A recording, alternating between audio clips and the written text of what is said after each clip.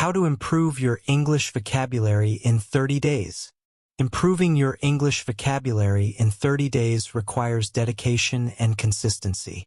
Begin by reading books, newspapers, or blogs in English every day.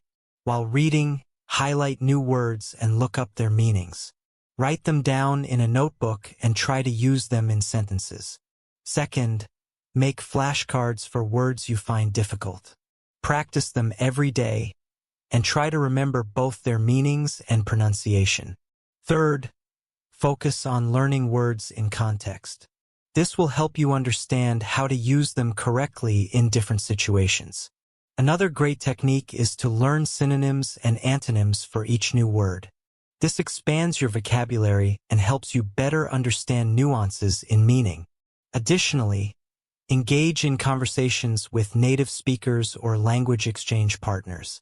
Use the new words you've learned in real conversations. Finally, review the words you've learned weekly. By the end of 30 days, you'll be amazed at how many new words you've added to your vocabulary.